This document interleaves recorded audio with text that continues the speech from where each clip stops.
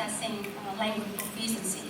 And typically, you can see that emphasis or that stress on two very important directives of the secondary education department of MOAD. I guess all of the teachers who teach at secondary school in Vietnam are aware of these two documents. We also see a shift from quantitative feedback to qualitative feedback. So this is what it says in the guidance, in the instructions from the MOAD. Assessment feedback can be delivered through different forms, quantitative and qualitative. This is something which was not present in previous documents, in previous guidance from the MOAD. And also using assessment for facilitating students to learn, boosting their motivation, encouraging them to learn, combining quantitative and qualitative feedback, providing suggestions for students to improve their learning outcomes. Now, this is what comes literally from MOAD's guidance. We also see a focus on formative assessment.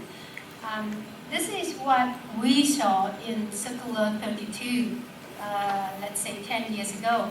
The teacher needs to pay attention to students' progress, and end of year assessment is most important. Now, this is what it said 10 years ago.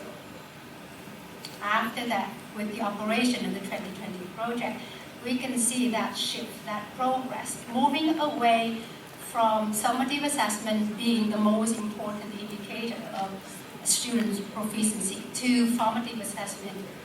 So you see clearer indicator and more specific instructions on why and how formative assessment is important.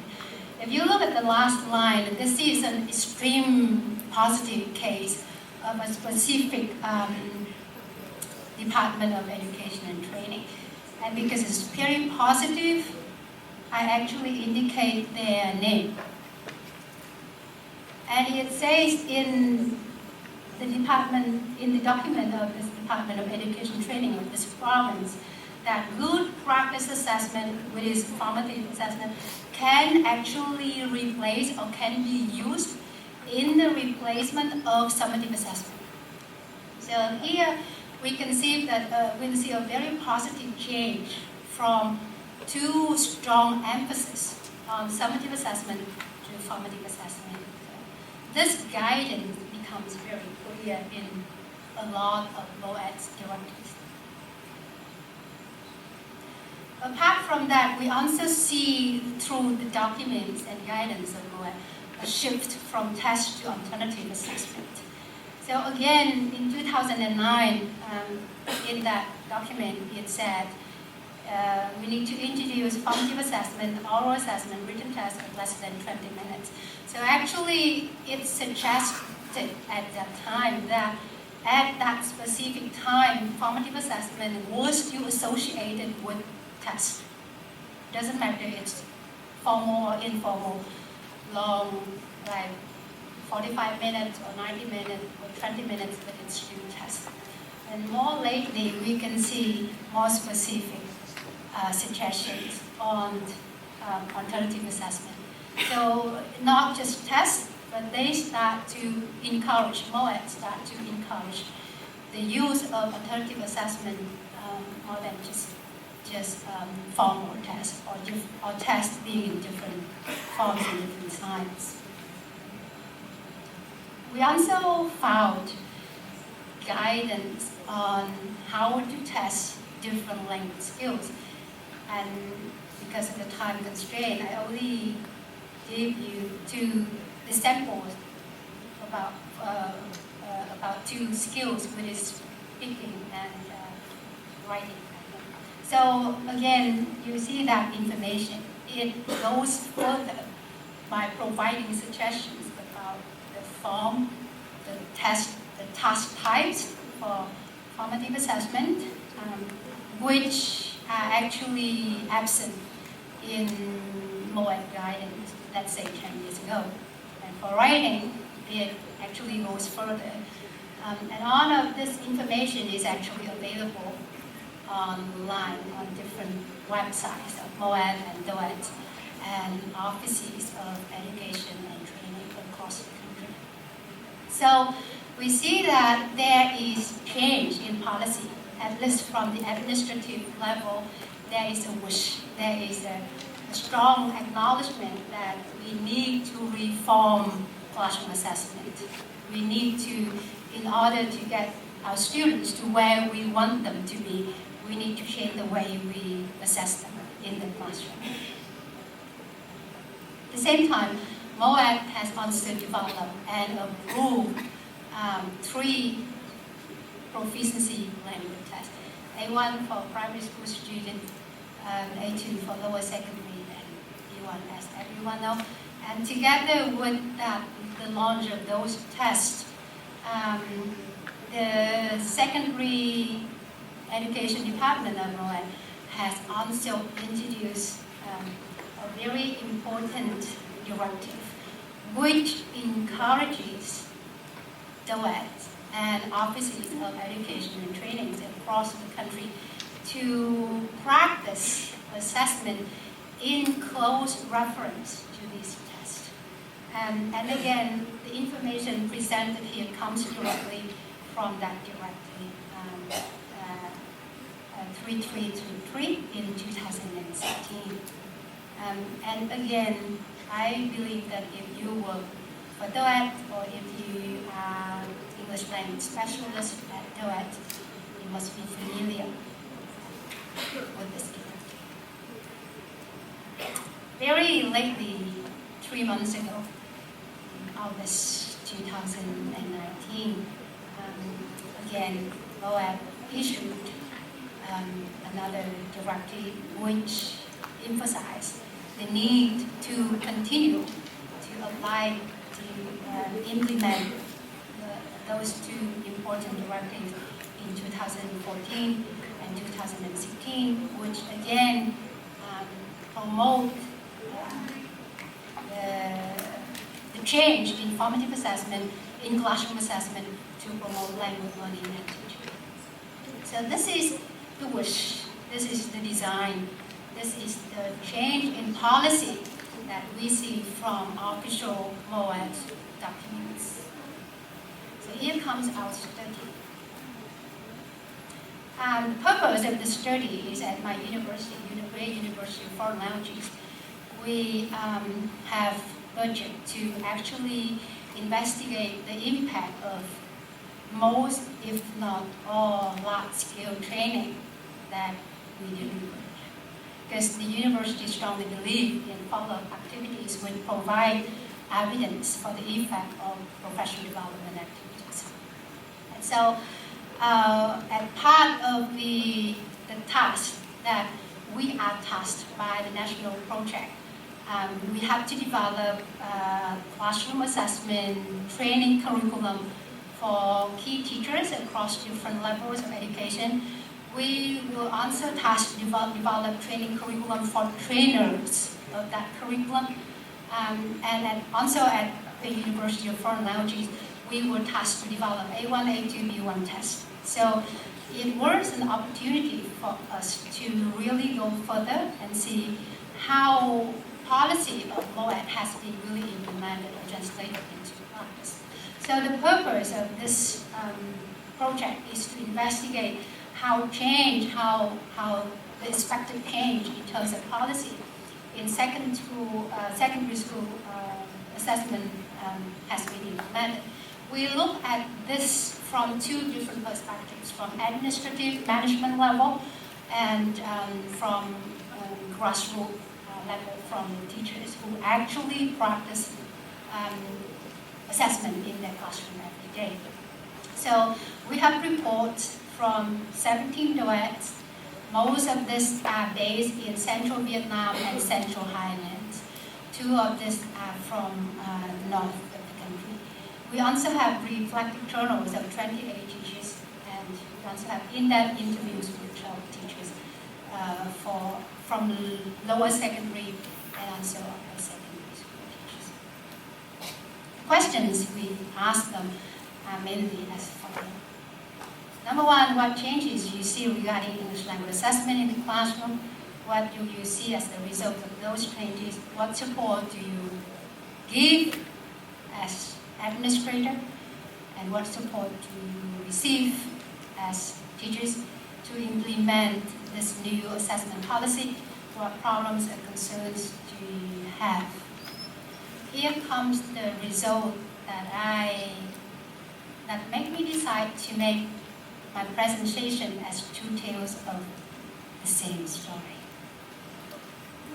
We have not completely different feedback, but the feedback that is shared by administrative people is not exactly the same as the feedback that we receive from teachers who actually do teaching and classroom assessment every day in their life.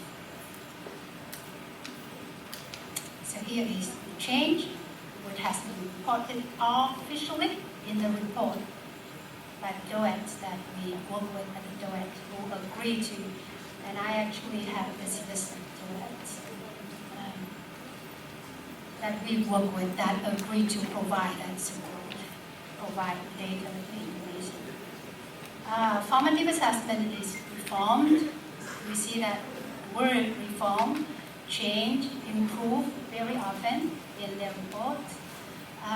What they see most clearly is teachers use more forms of assessment, and they also provided specific samples, not just tests, but teachers now start to use interview, discussion, debate.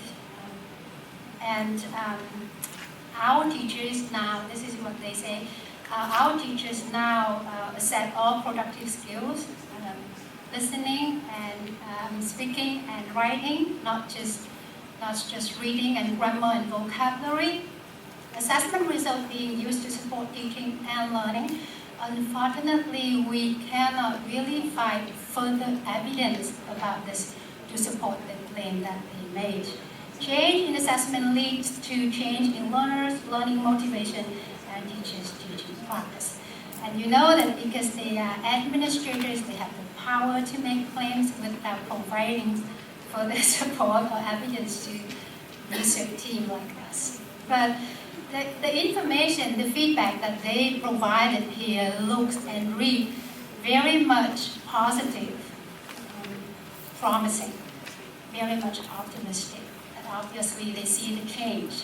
They see how different forms of assessment being used and different language skills, more language skills being assessed than before. When we ask them to talk about the support, they say various support being provided for the teachers, provided training at different levels. They make guidance on classroom assessment being available. They also organize and they promote activities for teachers to share experience to develop professionally. They also work with parties such as university and authorized organizations to provide training on assessment for teachers. So this does not apply to other DOETs. Later on, I'll show you the slide where some DOETs show that they have problems, mainly financial problems, to make this type of support available for their teachers. The challenges that they reported that they faced. This challenge came up most frequently in their reports. This suggests to us that in their perception at management level, there is a very, very close connection between proficiency tests and classroom assessments, which to me may not always be the case. The data from the DOETs also show that not all DOETs and offices of education training can provide support for teachers to reform. And here, within 17 DOETs, which agreed to provide data, only 2 claim that they made an effort. By making effort, they mean they invested financially to buy a test from authorized university or organizations. But none of these DOECs actually deliver the test to the school students yet. So in all of the reports that we collected, there was always a strong reference to the use of proficiency tests. When the DOECs, when the administrators were asked about change in classroom assessment. Common plans, because in the report at the end, there is a section would ask what they are going to do and what's their plan. 11 out of 17 though said they are planning to invest more in buying or developing test item pools, what they call test banks, A1, A2, B1, and they also invested in maybe working with authorized organizations to provide training for their school teachers, but in the area of developing proficiency test items. There are many reasons provided, and most popular reason being like this, and this is the typical quote. We'll invest in developing a bank of A1 and A2 tests, and we can do this by working with ABC University. The result of this test will reflect most faithfully and objectively the effect of reforms in English language teaching assessment practice that we have made. So, as I said from earlier moments of my presentation, there was in the mindset of a lot of administrators, the proficiency test scores seems to be the only indicator of the quality of language learning and teaching, rather than a change in classroom assessment. From our teachers,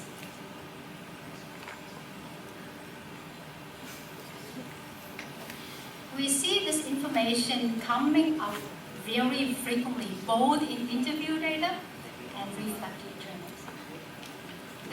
When we ask them to provide specific evidence, what's the change that you have in your point of view, in your understanding, in your awareness, in your practice? They say, well, we realized that it doesn't matter how well we develop or choose multiple choice question tests, they do not quite reflect our student communicative competence. They mainly help with assessing students' comprehension rather than the ability to communicate. I think this is very positive change, though for many of us who develop tests, this is obvious. But for school teachers who've been so long in the system and are familiar with multiple choice tests, this is rational, this is very positive. They also become fully aware of the significance of formative assessment. There is a very common comparison that many of us know. That formative assessment is like when the cook tastes the food, and summative assessment is like when the customer takes the food. It's too late, and you cannot really change. But when the cook tastes food, you will be able to, add the ingredients, add some more spicy to make the food taste better. So from the teacher's feedback, the change in the policy of classroom assessment has them recognize that, and together with the training, that formative assessment is important. Change in practice being reported. They said they invest more in formative or ongoing assessment. They use more forms of assessment which is in line with what is reported by the DOECs, by the administrator. They also assess listening, speaking, and writing more often. Again, what is shared, what is observed, also by administrators.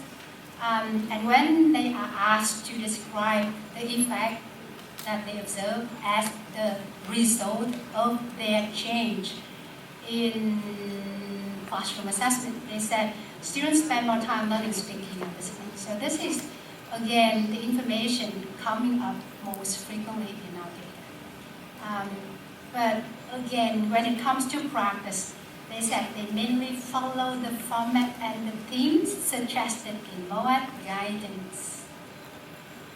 And they don't make good use of assessment results. They don't have time, they don't really know how yet. There are challenges reported by teachers that we investigated. And these challenges are listed here in the order of priority, in the frequency. So the first one is lack of training, formal training, which is again in line with what Dr. Vietnam has said in his presentation about the fact that teacher really needs formal training on formative assessment.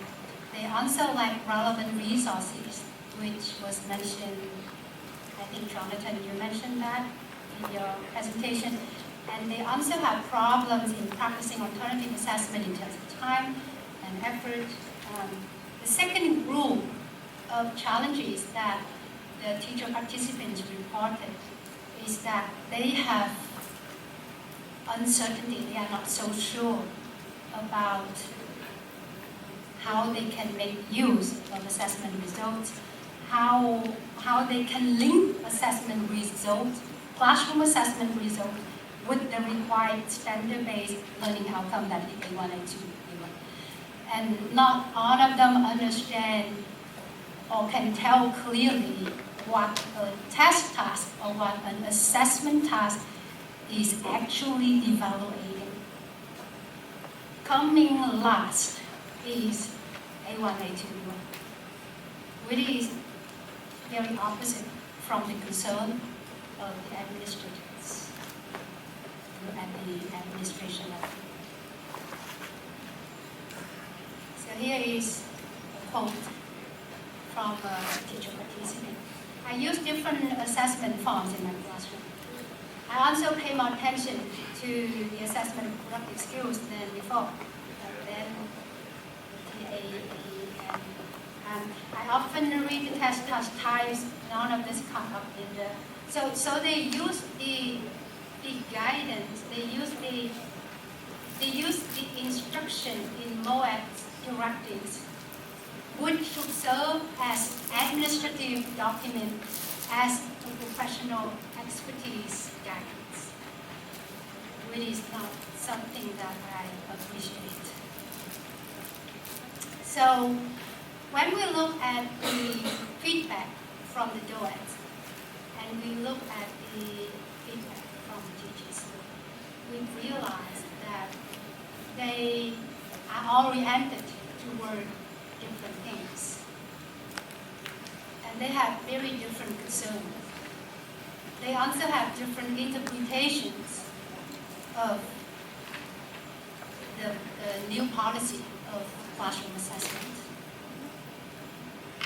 On the surface, both sides see the change on the surface. They see that teachers use more different forms of assessment. Both sides see the more language skills being assessed. But what is going on underneath may be different, may not be shared.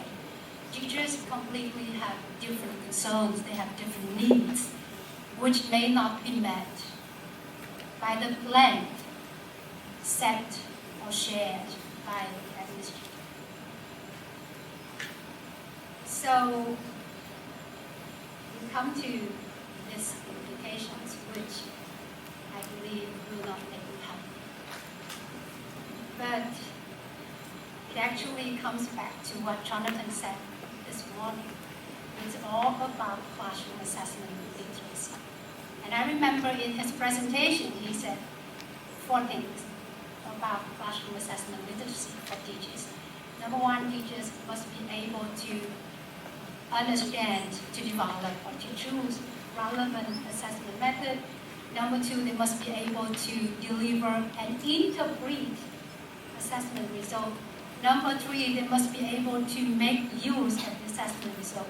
And number four, they must be able to communicate assessment result effectively. Our research has shown that teachers at the moment seem to know that they need to use different means, different methods of assessment, and they start to use it. But it still takes time for them to understand why they do what they are doing in the classroom. That is the root of the problem. So perhaps it's time for the administrators and the school teachers to really understand the change, and more importantly, why they need to make that change. How that change is connected with the required learning, the level of proficiency that we want our students to develop. I think it's time. Thank you.